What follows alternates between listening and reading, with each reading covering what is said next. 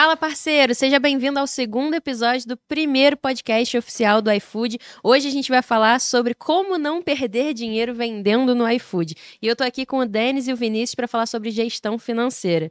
Denis, se apresenta um pouquinho pro pessoal, conta um pouquinho da sua história, porque você é uma celebridade. Você chegou aqui, já foi aclamado por todo mundo que estava aqui, inclusive você tem um cliente fiel na mesa. Então conta um pouquinho como é que foi essa história desde o início e como é que é ter um restaurante tão renomado hoje. Primeiramente, obrigado, né, pelos elogios. Bom, a Brewdog, para quem não conhece, aliás, tem uma grande questionamento se é a Brewdog ou o Brewdog, né? A gente até brincou com isso recentemente nas redes sociais. E toda a família fala Brewdog, todos os clientes falam o Brewdog. Então é uma coisa que a gente não sabe por onde ir. Mas eu vou continuar, como sou da família, eu vou continuar no Brewdog. A Brewdog começou em 1968, foi fundada pelo meu avô e o irmão dele. E eu tô na Brewdog desde 2012, sou a terceira geração na Brewdog, e a gente já tá indo aí para a terceira ou quarta dos clientes. Eu entrei na Brewdog inicialmente fazendo mais a parte comercial, e hoje em dia eu faço um pouco de tudo ali, cuido bastante do cardápio, faço diretamente relação aqui com o pessoal do iFood. E acho que é isso. Boa, e quer falar um pouquinho sobre como você é fã dele, Vinícius? Bora. É um prazer estar aqui e principalmente, né, tá aqui do lado e na verdade é o Brewdog mesmo, tá? Eu não sou da família, eu continuo com o Brewdog. Eu conheço a lanchonete vou entregar a minha idade, mas eu fui muito criança lá, desde final da década de 90. Ele tá com a mão suando de estar aqui do teu lado, tá? Semana passada eu tava lá e já tô levando meus filhos lá também para manter isso, enfim. E um prazer enorme estar aqui pra gente bater esse papo. Você trabalha em que área do iFood hoje? Boa, sou da área comercial, área de contas estratégicas. Tô no iFood há 5 anos, e um pouquinho mais já tô aqui no iFood. Passei por outras áreas, tive a oportunidade de participar da nossa operação fora do país. E há 2 anos sou responsável pela área comercial de contas estratégicas, que são contas relevantes espalhadas por todo o Brasil. Legal, e aí você ouve muito falar sobre gestão financeira com seus clientes, né? Pois é um dos temas que a gente mais faz parte do nosso dia a dia, né?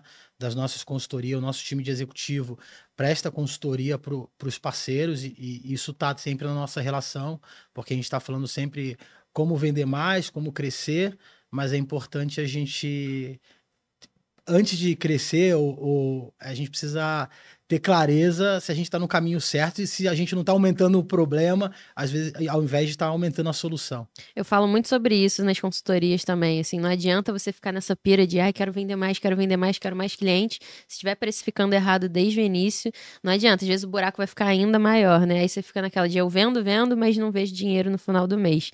Antes da gente entrar de forma mais profunda em gestão financeira, eu queria só te perguntar, que eu tô perguntando para todo mundo, o que te chamou a atenção no nicho de hamburgueria? Por que vocês escolheram esse nicho?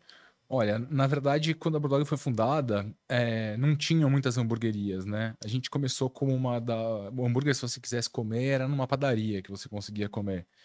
A gente começou como uma loja do Chico Hambúrguer, que o Chico era um cara que ele abria a loja com o nome dele e vendia para outras pessoas. E o meu avô comprou uma delas, tinha os sócios ali que mexiam um pouco com cozinha, que já tinham uma experiência com restaurante. E daí foi assim que eles começaram, né? O meio da hamburgueria é uma coisa que eu acabei aprendendo a gostar, assim. Obviamente, desde criança eu sempre comi muito hambúrguer, mas conforme eu fui entrando no negócio e fui me aprofundando, criei um carinho muito grande pelo hambúrguer e acho que é uma culinária que tá bem, cada vez mais em alta, né? Eu acho que não para de crescer, de abrir hamburguerias e eu acho que é um produto bem bacana, assim, bem versátil também, né? E para estar vivo desde 68, significa que vocês têm uma gestão financeira boa e organizada, né? Olha, sim. Esse é um Ficou na dúvida. É difícil a gente pegou várias mudanças aí, né? No início a gente só trabalhava com dinheiro, né? Dinheiro e cheque. Então, na segunda-feira saiu uma lote de cheque para depositar no banco. Então, é uma loucura, assim, acompanhar as mudanças, né? Daí depois entrou o cartão de crédito, depois os aplicativos de delivery, mas de fato, sim, é muito importante ter uma gestão financeira minuciosa, eu diria. A gente está falando aqui com pessoas que estão iniciando no iFood e até também com quem já está ativo há bastante tempo no iFood. E acho que o ponto em comum entre todas elas é que talvez ninguém saiba muito bem como é que faz a precificação, como é que calcula o CMV, como é que faz uma gestão financeira no dia a dia. Então, o que eu quero trazer aqui para o pessoal que está assistindo é um passo a passo. Como é que ele vai sair daqui desse episódio, terminar esse episódio anotando tudo e sabendo aplicar no mesmo dia coisas que ele aprendeu aqui. E eu queria de vocês algumas dicas, alguns pontos que ele possa aplicar desde agora. Então, se a gente falar de gestão financeira no dia a dia, Vinícius, o que você conversa com o pessoal que eles fazem a gestão financeira no dia a dia, se fazem, né? Boa, boa. E até antes do que fazer, o que não fazer. Boa. O que a gente vê muito e encontra muito pelo caminho, quando a gente está visitando parceiros, é a construção de um preço a partir do preço de terceiros. Então, eu vou começar uma hamburgueria aqui em São Paulo, vou lá, vou olhar no app ou mesmo no cardápio físico, como é que o Burdog se comporta e vou fazer igual. E eu diria que esse é o primeiro problema, né? Porque o Burdog tem uma outra estrutura de custos, compra de outra forma. Então é importante, primeiro, ter claro o posicionamento que você quer com o seu restaurante, o público que você quer atingir, o produto que você quer entregar. E a partir disso, fazer a composição desse custo, né? Entender quanto custa seu produto para ir precificar. E, obviamente, no final disso, aí sim é importante avaliar como é que seus concorrentes, que você enxerga como possíveis concorrentes, estão posicionados, para ver se fez sentido aquela construção ou não, e não fazendo sentido onde você tem que arrumar. Mas então, a primeira coisa que eu diria para não fazer, e que a gente vê muito sendo feito, que é um erro, é começando olhando para o lado e falar, vou fazer o mesmo produto R$ 2 mais barato. E aí, acho que já começa o problema. Eu quero trazer uma reflexão para o pessoal que está em casa, entender a questão do posicionamento, né? Você falou de posicionamento e eu reforço muito isso com o pessoal, com os meus alunos, com os mentorados, que preço é posicionamento. E eu queria que você que está em casa escrevesse essa frase no papel, no espelho, onde você quiser. Preço é posicionamento. Guarda isso porque vai ser importante até o final do episódio, tá? A gente falou aqui sobre olhar para a concorrência e, claro, é fundamental olhar para a concorrência e saber o quanto o pessoal está cobrando, mas não fazer isso, né? Olhar e falar, vou cobrar mais barato só porque o meu concorrente cobra tal preço, eu vou cobrar R$ 2. Isso é realmente o que não fazer. Mas olhar para a concorrência é um dos pilares da precificação, você só não vai só necessariamente cobrar mais barato por isso. Mas o posicionamento é um dos pilares da precificação também. Não adianta você ter o melhor produto do mundo se você não tem um posicionamento adequado, né? Eu falo muito isso. Preço é posicionamento. Você pode cobrar mais caro por aquilo se você entrega valor daquilo. E aí entender a diferença entre preço e valor, né? Preço é o que você está pagando ali no dia a dia. Você comprou um hambúrguer a R$ 30, o preço é R$ 30. Mas qual é o valor daquilo? O que você vai levar para casa? Qual é a parte abstrata da coisa? Qual é a lembrança que você vai ter daquilo ali? E aí o pessoal tem que guardar aí que quanto maior o valor, mais caro você vai poder cobrar pelo seu produto. Então, como é que a gente agrega valor no nosso produto para poder cobrar mais caro por ele? Como é que é esse desenvolvimento do produto dentro da tua hamburgueria? Vocês pensam em agregar valor, pensam em melhorar sempre a parte da experiência do cliente para poder cobrar mais caro por ele? Então, na verdade, a gente tem alguns produtos muito consolidados e os clientes, eles buscam sempre por novidade também. É uma coisa que é uma linha tênue ali entre criar algo novo, fazer coisas que estejam atualizadas com o mercado e manter a tradição da marca, né? Quando a gente lança algum produto novo, às vezes a gente até tem um pouco de desafio de precificar ele da forma correta e sabendo que ele não vai ser um produto que vai ser tão representativo no nosso financeiro, a gente consegue colocar ele num preço um pouco mais, um pouco abaixo do que deveria ser precificado, acaba precificando justamente de uma forma incorreta, para esse produto ganhar um espaço ali, ganhar uma visibilidade, porque a gente sabe que vão ter pessoas que vão chegar com um produto através de um produto novo, um produto mais moderno. Eu estava pensando nisso agora que você falou, que às vezes você precifica um pouquinho mais baixo para atrair um público, até muitas vezes um público novo, né? E eu vejo muito isso no iFood também.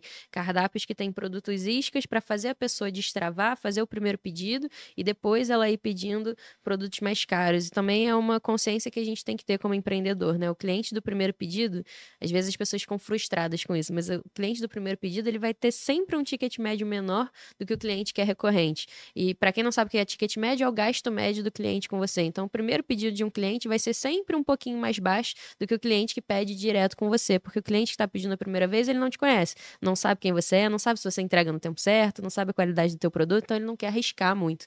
Mas o cliente recorrente, não, ele já parte para produtos mais caros, produtos mais premiums. Eu acho essa estratégia muito boa, eu gosto muito dessa estratégia. Recentemente a gente até chegou a criar produtos que são exclusivos de venda no iFood. A gente desenvolveu um produto, porque o nosso produto ele é um hamburgão, né? Ele é um hambúrguer parrudo, assim. Não necessariamente a pessoa está esperando ou está querendo aquilo. Então a gente criou 3 produtos novos, são 2 lanches e um combo deles. Só para vender no iFood com uma precificação mais abaixo, mas uma precificação correta, porém um ticket abaixo do nosso cardápio. E ele vai muito bem, como você mesmo disse, ele é uma isca ali para destravar o cliente. Ele faz um pedido, pede aquele produto, gosta, repete às vezes naquele mesmo produto e depois ele parte para outros. Acaba fazendo uma cesta maior, acrescentando outros itens também. Legal. E para quem está começando, ou para quem já está no iFood, mas não sabe muito bem para onde ir nessa parte de gestão financeira, como é que você diria que é o dia a dia, uma rotina de processos, assim, a coisa mais básica que você poderia passar? Eu sei que sua empresa já está consolidada, mas assim, para quem está começando, o que a gente consegue passar de básico para quem está bem no início do processo e não pode deixar de fazer isso, ou não pode errar, né, de uma forma como essa, olhando para a concorrência e precificando mais barato? Olha, eu acho que quando você fala de precificação para delivery, você tem que levar em consideração todos os fatores que envolvem o produto e os marginais ali, que seria a embalagem, o saco craft, os sachês, que são muitas coisas que às vezes as pessoas esquecem de colocar no preço do produto, né? Eu acho que talvez esse seja uma coisa bem importante. Aí, até uns 10 anos atrás, a gente não tinha no custo do produto. A gente entendia que isso era uma despesa operacional, mas hoje em dia faz mais sentido a gente colocar como parte do custo do produto do que como uma despesa operacional de fato, né? E eu acho que a questão é ficar sempre atento, tanto à entrega dos insumos pelos fornecedores, ter sempre uma gama ali de fornecedores para você conseguir fazer cotação. E eu acho que uma coisa que é interessante, que a gente aprendeu lá, é fracionar bem os processos da cozinha, né? Então, a gente tem uma cozinha de pré-preparo, que a gente faz todo o pré-preparo do produto e a chapa que finaliza, né? E, às vezes, os processos, eles são divididos em diversas fases, assim. Por exemplo, eu tempero uma carne de um filé em um processo, depois eu peso tudo de novo, faço inventário, daí depois eu embalo ele e daí só depois ele vai para a chapa. E aí eu vou fazendo o acompanhamento de todas as etapas como se fossem estoques diferentes. Eu acho que esse é uma coisa que nos ajudou bastante. Porcionar batata também, previamente. São alguns detalhezinhos assim que fazem bastante diferença. O bom é que agiliza também, né? Quando Sim. você deixa tudo organizado, porcionado, pré-preparo, mise en place, todo feito, já agiliza na saída também. E agilizar a saída, diminuir o tempo de entrega, a gente já sabe que é um grande diferencial, né? Você vê o pessoal fazendo ficha técnica, controle de estoque, qual a sua visão sobre isso? Pois é. Antes da gente começar o bate-papo aqui, eu fui fazer o dever de casa e conversar com alguns parceiros. Eu estava conversando com um parceiro que é bastante relevante na Praça de Fortaleza e fui entender um pouco para ele como é que é essa questão de custo.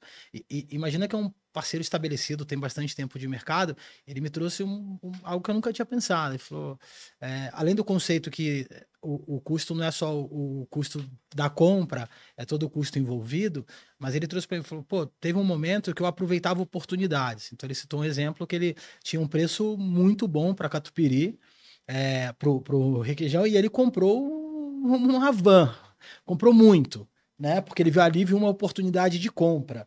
E se tornou um problema enorme, porque ele consumiu muito mais o produto num espaço de tempo. Então, a partir daquele momento ele começou, inclusive o processo de compra dele, ele começou a dividir. Então, hoje ele olha para o processo de compra dele, ele olha o que ele consumiu nas 2 últimas semanas, ele compra semanalmente, e ele sempre compra olhando para a média das 2 semanas para trás, acrescentando um percentual ali, uma margem de segurança, olha se não tem datas sazonais que vão fazer com que o aumento do consumo venha. Mas o ponto é que não necessariamente, cuidado com essas armadilhas, né? Que é, porque tá muito barato a carne aqui, eu vou comprar muito mais. Isso vai gerar desperdício, seja mandando mais do que deveria, porque aí a gente tá falando, talvez não respeitando a ficha técnica, quando tem uma ficha técnica, ou simplesmente porque ficou no estoque, estragou. Mas é algo que eu nunca tinha pensado, porque a gente sempre fala, pô, a ficha técnica é fundamental, né? A gente precisa ter a ficha técnica. Aqui eu acho que os restaurantes precisam se dedicar e investir mais tempo. É algo que eu sinto que às vezes existe uma barreira. As pessoas estão muito dispostas a cozinhar, a experimentar o melhor insumo, o melhor produto, mas na hora que bota a planilha ali, aí fala assim, tem uma aversão. E ali talvez seja o começo do fim se a gente não fizer, se a gente não se dedicar e tiver uma ficha técnica bem estruturada. A ficha técnica possibilita, por exemplo, o que o Denis falou aqui, que é porcionar os produtos, né? Quantas gramas desse item vão nesse lanche? E isso facilita depois quando a gente for escalar, for fazer outras coisas. Então isso é um pouco do que a gente precisa fazer para começar. Se a gente não tiver esse controle de estoque, não tiver o cuidado com essas armadilhas que muitas vezes parece atraente, a gente vai ter muito problema. Pô, 2 coisas que você falou que me chamaram muita atenção. A parte parece que o pessoal trava na ficha técnica. Eu vou te falar por que trava, porque é muito chato. É muito chato. É muito chato de fazer. Eu mesma, quando tenho que fazer, eu tava mostrando foto aqui antes, né? Cara, é muito chato. E é realmente insuportável fazer ficha técnica. Eu não vou mentir aqui, porque a gente tá entre amigos e com espectadores que são empreendedores também. É insuportável fazer. Mas talvez seja a coisa mais importante de fazer dentro de um restaurante, porque se você erra na ficha técnica, você vai errar no resto todo. E aí, essa questão do requeijão, que você falou que ele comprou uma van, eu já tive um caso como esse. Era uma menina que estava trabalhando em casa, fazendo confeitaria, né? Trabalhando com confeitaria. E aí ela cometeu um erro gravíssimo, que é muito comum de quem está começando. Ela comprou, assim, um caminhão de chocolate em barra, porque estava na promoção, e ela queria pegar para Páscoa. E aí ela comprou muito, mas muito, muito chocolate, porque estava mais barato, e aí ela pagou com o cartão de crédito da pessoa física, ao invés do cartão de crédito da empresa, da pessoa jurídica, porque o da pessoa física ela tinha o limite mais alto, da pessoa jurídica eu acho que ela nem tinha. Então talvez isso esteja acontecendo com você que está aí do outro lado, talvez você esteja começando e ainda não tem limite no cartão da pessoa jurídica e você vai querer comprar as coisas na pessoa física. Não faça isso. E aí ela comprou um caminhão de chocolate no cartão de crédito da pessoa física. Chegou a hora da fatura. E aí, não tinha dinheiro, porque ela não deu conta de vender aquilo tudo. Então chegou, aí entra cheque especial, juros, e no final, aquilo que estava baratinho, no final das contas já está muito mais caro. Então, é uma armadilha que é muito sedutora. Você pensa, pô, mas está muito mais barato do que eu compro normalmente. Vou fazer um estoque aqui e comprar um montão de uma vez. É um péssimo negócio, no final das contas, e você vai acabar se embolando mais ainda. Isso já aconteceu com você? Você já ouviu alguma história desse tipo? Isso é muito comum de acontecer, né? Sim. Fazer essa bagunça entre a pessoa física e a pessoa jurídica é clássico, né? Eu tenho alguns colegas que são empreendedores no ramo do food service também e já vi o pessoal passando por poucas e boas. Mas voltando num assunto da ficha técnica que ele tinha falado, é uma coisa que sim, é chato fazer a ficha técnica, é bem trabalhoso, é mais uma coisinha ali. Mas uma coisa que a gente percebeu aí, a gente pegou do momento que a gente fazia as contas ali no papel de pão, né, até hoje em dia que a gente tem milhares de sistemas para nos ajudar.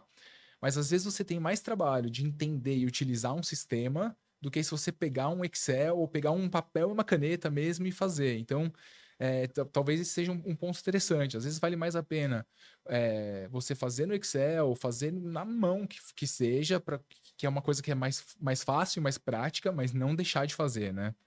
Eu vou contar uma situação que aconteceu com a gente. A gente cuida de uma rede de pizzarias. E aí a gente olha as avaliações todas deles, de todas as lojas no iFood. Todas as avaliações. O que eu normalmente fazia? Eu olhava as avaliações ruins para falar, gente, o que aconteceu aqui nesse pedido? Foi motoboy? O que foi? Aí teve um dia que me deu um estalo. Falei, vou olhar as avaliações boas. E aí Aí, tipo assim, umas 10 avaliações falando, foi a pizza mais recheada que eu já comi na vida. Aí eu assim, é boa a pizza, mas não é tão recheada assim, não. Aí foi numa unidade específica, são 18 lojas, foi numa unidade específica, eu falei, eu vou lá. Aí eu entrei na cozinha. Então, essa pra você que tem equipe, cozinheiro, faça isso. Aí eu entrei na cozinha, aí falei com o pizzaiolo, seu Jerônimo, vamos fazer as 5 mais vendidas, porque também uma dica pra você, pega o seu caderno e anota o que a gente tá falando, hein? Você tem que olhar para os 5 mais vendidos, 10 mais vendidos, pra você entender onde tá o problema do seu negócio. E aí eu falei, vamos fazer as 5 mais vendidas? As 4 salgadas e uma doce mais vendida? Aí eu falei, dita pra mim, como é que você tá fazendo a pizza? Aí ele, eu abro a massa. Aí eu, tá bom, abro a massa. Aí ele, eu pego um pouquinho de mussarela. Aí eu, um pouquinho quanto? Aí ele, eu encho a mão, aí depois eu completo mais um pouco. Aí eu já comecei a suar frio. Aí ele falou, e o frango eu pego a mesma coisa, boto um pouquinho. Aí eu, mas você não tá pesando, não? Aí ele, não, mas eu faço no olho, tá tudo certo. Aí eu anotando, já suando frio, assim. Aí ele, e o requeijão cremoso? Aí ele, eu faço uma volta, mas pra ficar bonito, eu faço a outra. Aí eu, excelente, já tava passando mal. Aí eu falei, vamos fazer uma doce agora. A do creme de avelã. Aí ele, pro cliente avaliar bem, eu capricho, boto bastante. Aí eu, pronto, tá aí o erro. Aí eu fui pesando junto com ele, cruzei o que ele estava fazendo com o que estava na ficha técnica. E tava assim, uma diferença de 40%. Então, esse cara que ele sempre questionou a gente, falou, pô, eu tô vendendo, eu vendo muito, mas não sobra. Eu tô sempre botando dinheiro. Aí eu fui olhar as avaliações boas. Então, assim, muitas vezes a gente fica fixado em olhar a avaliação ruim, saber onde é que tá o erro, saber onde é que tá o problema. E às vezes dentro da tua cozinha, o pessoal tá fazendo tudo ao contrário do que você direcionou e você não faz nem ideia. Por isso que você nunca vai descobrir. Então, se não tiver uma ficha técnica e se não tiver auditoria de ficha técnica, se você não for lá conferir se estão fazendo o que deveriam estar fazendo, realmente vai ficar muito mais difícil a gestão, né? Sim, a gente trabalha com os insumos lá bem em abundância, assim, nos lanches. Então é uma coisa. Quem é cliente sabe disso. Então é uma coisa que a gente sempre joga a ficha técnica pra cima, assim, pra. A gente pede sempre pro chapeiro, faz essa auditoria aí que você falou, pede pro chapeiro, coloca aqui nesse pratinho a maionese que você colocaria no lanche, joga na balança. E faz isso com todos os insumos para estar entregando um produto que você sabe o que está vendendo, né? Para não tá sendo caindo nesse conto aí da boa avaliação. Legal. Eu tenho um exemplo sobre desperdício, né? Tudo isso que a gente está falando gira em torno de controlar o desperdício. E aí eu vou passar aqui na tela para o pessoal que está em casa poder assistir. A gente fez uma auditoria de ficha técnica outro dia lá na hamburgueria e a gente foi controlar o bacon, né? Como é que a gente faz esse cálculo para controlar o bacon? E aí quem está em casa pode até acompanhar isso. Vocês fazem essa auditoria, controlam o rendimento do bacon? Sim, a gente faz. Uma coisa que é bem interessante também de falar para o pessoal é focar nos insumos, né, que são mais utilizados, né? Então, a carne, o bacon, o queijo, são produtos ali que a gente está diariamente ali planilhando o desperdício, vendo se ele tá condizente com o que a gente espera, né? Até para poder fazer uma gestão de fornecedor. O bacon, a gente divide ele em alguns processos também. A gente tem o primeiro processo, que é pegar a manta do bacon, tirar o couro e fatiar. Daí a gente faz um pré-cozimento e a gente faz a finalização na chapa, né? Então, aí a gente consegue pegar as perdas, né? Nos 3 processos aí que a gente faz e é uma coisa surreal. Desculpa, até Pode falar. complementar, acho que vai de encontro com o que você falar, Bia, que essa é outra armadilha, né? Quando a gente vai comprar insumo, quando o parceiro vai comprar insumo, e muitas vezes o fornecedor A daquele item, no caso o bacon, tá com preço X, e o fornecedor B tem o preço X mais 1. E automaticamente o melhor fornecedor, o ideal, se torna o fornecedor A que tem o preço mais barato de aquisição, aquele custo de aquisição. Mas quando você vai ver rendimento, aquele fornecedor que tem o produto mais caro tem um rendimento muito melhor. Então, não necessariamente, e aí quando a gente fala do controle, do olhar para a compra, do cuidado, é inclusive testar fornecedores para entender se efetivamente aquele custo inicial conversa com o custo final, né? E o bacon acho que é um exemplo espetacular em hamburgueria. Para quem é de hamburgueria, essa é a hora da verdade, né? Para saber se está precificando direito. Vou pedir pro pessoal botar aí na tela um exemplo que a gente fez lá na hamburgueria. E aí a gente pesou primeiro o bacon quando ele chega pra gente. Vocês vão estar vendo aí na tela. Ele chegou com peso de 1.996 gramas, né? Quase 2 quilos de bacon. E aí a gente pesou, beleza, tudo certo, antes de ir pra chapa. Depois que foi pra chapa, vou botar aí para vocês verem. Depois que foi pra chapa, a gente pesou de novo e ele voltou pra gente com um peso de 686 gramas. Perdeu muito no meio do caminho, né? Tinha quase 2 quilos, ficou com menos de 700 gramas. E você tem que pesar antes e pesar depois. Então, para quem tá em casa, anota aí a formulazinha que vocês têm que fazer. É peso bruto sobre peso líquido. Então, você vai colocar o peso bruto, o peso que chegou para você, e você vai dividir ele pelo peso líquido para saber o custo real daquele insumo para você. Então, de acordo com o nosso exemplo, a gente está falando de 1.996 sobre 686. Isso vai dar para a gente o que a gente chama de fator de correção, que é para a gente corrigir o custo desse produto, né? Ele vai dar um fator de correção de mais ou menos 2,9. E aí a gente vai multiplicar isso pelo custo do bacon para saber o custo real. Então, você imagina que um bacon que tem aí um custo de quilo de R$ 28, ele vai dar lá para os R$ 81. Imagina o cara que está precificando, considerando que o custo do bacon é 28 e ele fala, eu só uso 100 gramas, então é 2,80. Só que não é, né? Porque se você só usa 100 gramas de um custo real que é 81, vai ser 8,10. É muito diferente, é muito grande. Então, isso já explica quando as pessoas começam naquela coisa de eu vendo, mas não vejo dinheiro. Quanto mais eu vendo, mais eu boto dinheiro na minha casa. Porque você está precificando errado desde o início, né? Você não está olhando ali os gastos invisíveis. Isso acontece muito. Você vê as pessoas fazendo esse cálculo? Com muita frequência. Na verdade, quando a gente avança e chega no cálculo, como eu comentei, né? Ele até na escolha do fornecedor. Se faz esse cálculo, a escolha do fornecedor é diferente.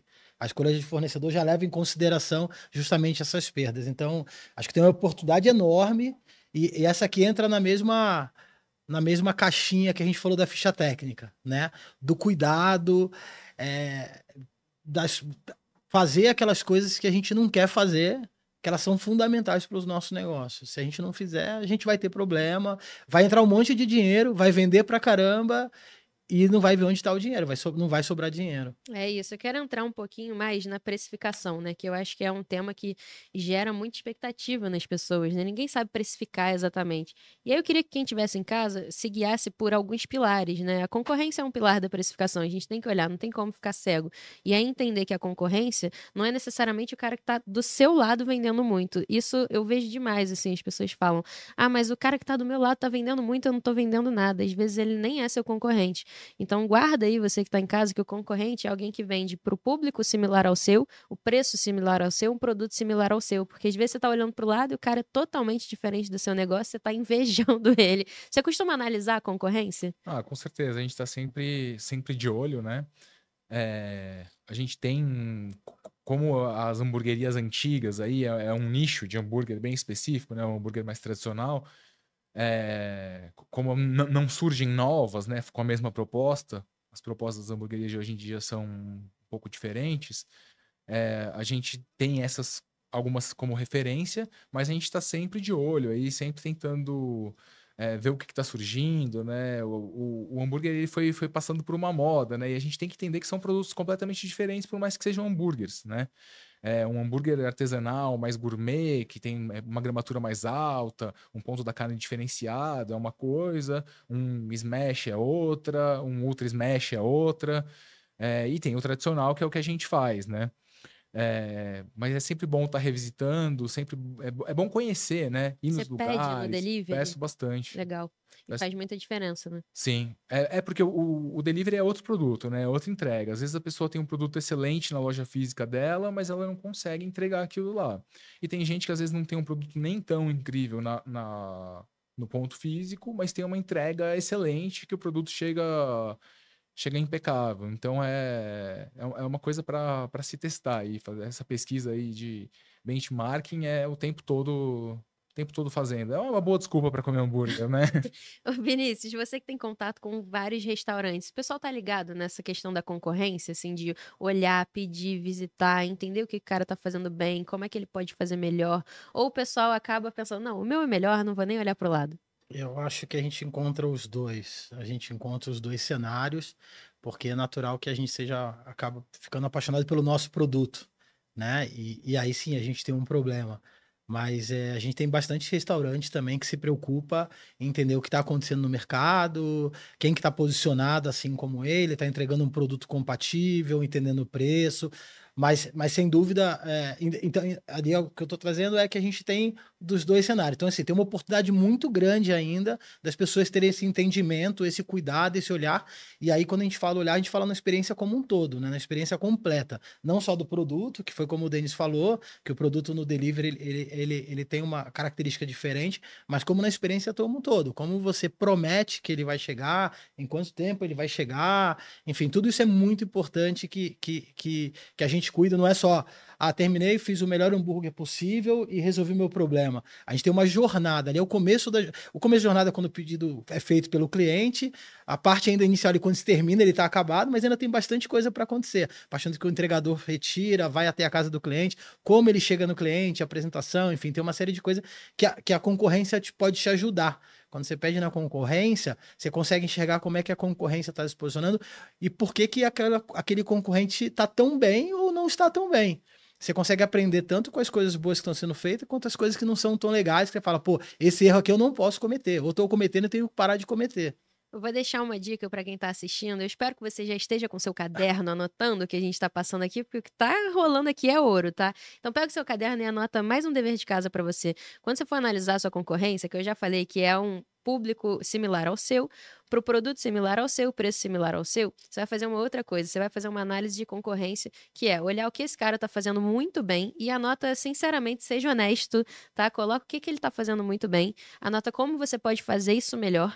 Então, reflete sobre o que ele está fazendo muito bem, anota o que você pode fazer melhor e também anota o que ele não faz que você poderia estar fazendo. Quando você fizer essas 3 coisas, você vai conseguir se diferenciar do seu concorrente. Então, concorrência a gente já entendeu que é um pilar super importante para precificação. Percepção de valor também, né? Melhorar a experiência, melhorar a entrega, melhorar a embalagem, tudo isso ajuda. A ficha técnica não tem nem como falar, né? É um grande pilar da precificação e os gastos do negócio, né? Tem gente que não olha, esquece as taxas de cartão, esquece as taxas de voucher, esquece de precificar com as taxas do marketplace, esquece tudo.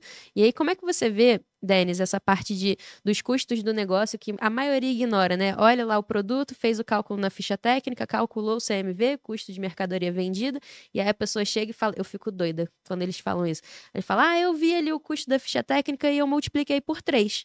Assim, fonte, vozes da minha cabeça. E esquece que existe toda uma estrutura por trás, né? Esquece que não é assim. Pode até ser que dê certo. Para algumas pessoas até dá certo.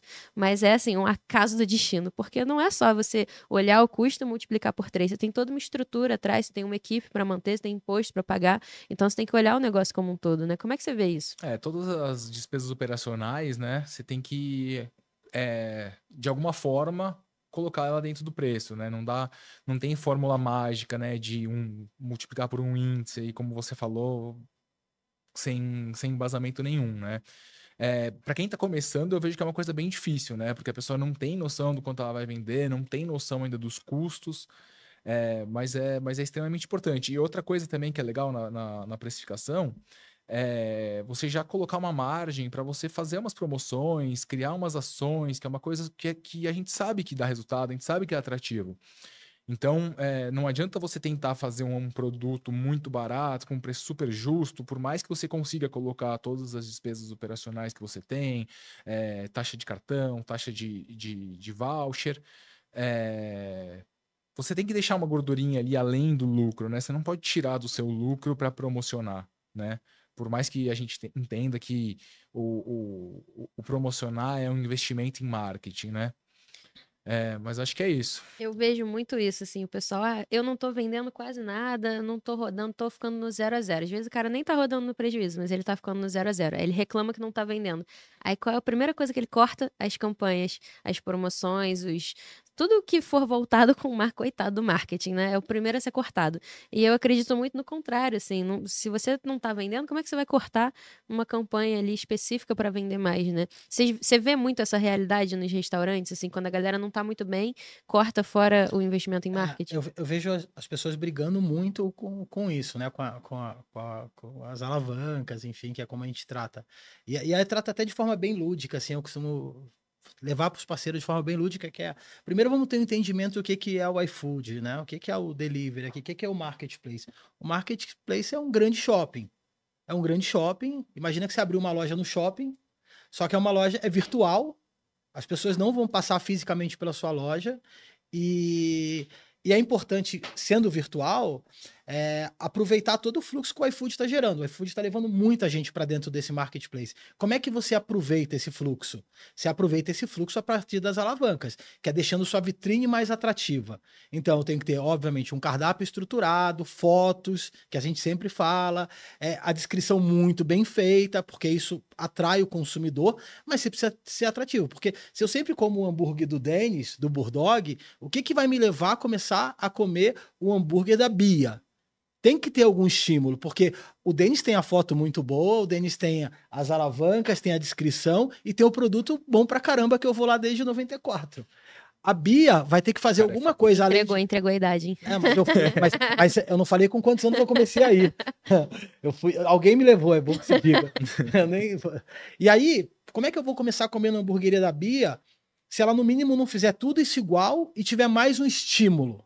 Eu não vou comprar da hamburgueria da Bia. E é importante. Então, a alavanca que entra aí dentro do DRE ali, o marketing e tal, estimular, ela é importante. E é importante considerar isso na composição do preço, porque senão você não sai. E aí tem aquele olhar também, aí a gente começa a avançar bastante, mas é ter um entendimento do momento do seu negócio. O meu momento o meu negócio é novo, eu preciso trabalhar, que a gente fala, quando a gente olha para o funil, a gente fala topo de funil, né? Então eu preciso colocar mais gente, eu preciso que mais gente conheça a minha marca. Então eu preciso investir na aquisição de cliente. Depois, quando amadurece, eu preciso investir no aumento na frequência, reter esse cliente. Então tem várias coisas que você fazer, mas de cara, assim, eu acho que as pessoas têm que tomar cuidado e não fugir das alavancas, mas aproveitar melhor as alavancas. Porque senão eu não vou deixar de comer o Burdog. Eu não vou deixar de comer o Burdog, tá? O Burdog.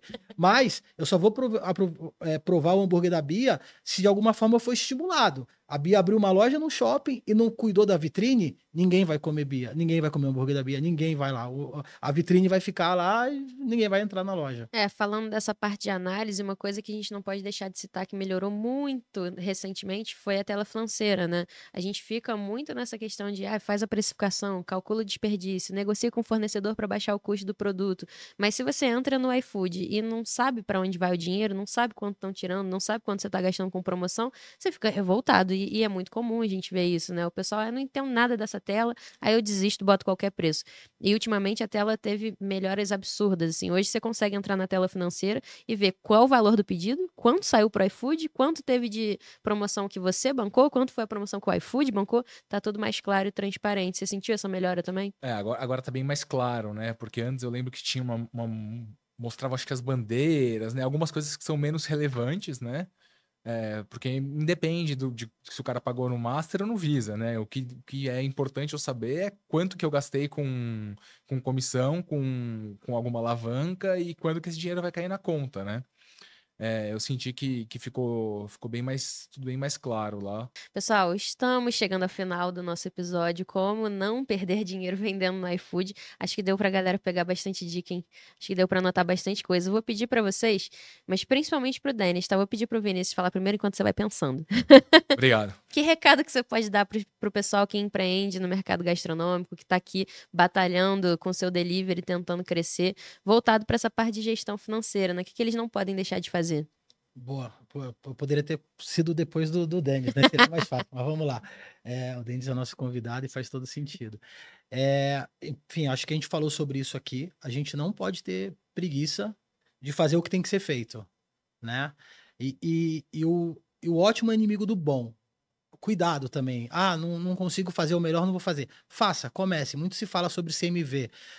Qual o CMV perfeito? Primeiro tenha CMV. Depois você busca o CMV perfeito, Excelente. Né? Então, é assim, o ótimo é inimigo do bom. Começa, vença o desafio de enfrentar o que você não quer fazer. E acho que essa é a principal dica, sabe? Antes de questionar o CMV, primeiro tenha ele, depois avança, vai evoluindo, e aí, sem dúvida, acho que a gente começa a ter sucesso. Muito bom. Deixe seu recado para os empreendedores que querem ter uma hamburgueria há tantos anos quanto você. Eu acho que uma coisa importante é ficar sempre atento a todas as minúcias do negócio. Não é porque é um gasto que parece barato ali, uns R$150 por mês, que você não vai deixar quieto. Não é porque é um insumo que o preço é parecido sempre, que você vai deixar de cotar. Você tem que cotar sempre com 2, 3 fornecedores ali. Sempre tá naquela tentativa para enxugar os custos, diminuir o preço. Isso é uma coisa que tem que ser da rotina, né? O tempo todo tentando fechar a torneira que está aberta, porque senão os custos vão subindo cada vez mais. Uma outra coisa que é muito importante também é entender a diferença, entender que existe o CMV ali da ficha técnica, mas ver se isso está batendo também, né, com o seu fluxo de caixa, né? Porque o CMV teórico ele é lindo, mas a gente tem que monitorar o CMV real ali, do quanto que está saindo do seu caixa, né? E que está destinado ao custo de mercadoria, né? Então, acho que esse ponto aí é uma questão bem importante. Esse monitoramento tem que ser quase diário, assim, ou dependendo do volume, semanal, mas não pode ser uma coisa que, foi o que o Vinícius falou, é chato, dá preguiça, mas tem que ser feito para o negócio andar. Gente, eu queria mais 5 horas de episódio, mas a gente está encerrando hoje. Para você que ficou assistindo, ouvindo a gente aqui até agora, muito obrigado pelo seu tempo. Espero que você tenha anotado um monte de insight. Coloca aqui nos comentários qual foi o insight, qual foi a sacada que você mais gostou. Se teve mais de uma, coloca também para a gente saber. Não esquece de deixar o seu like, o seu curtir aqui nesse episódio. E claro, se inscreve no canal para você receber notificações a cada vídeo novo, cada episódio novo que aparecer aqui no canal. Te vejo no próximo. Tchau!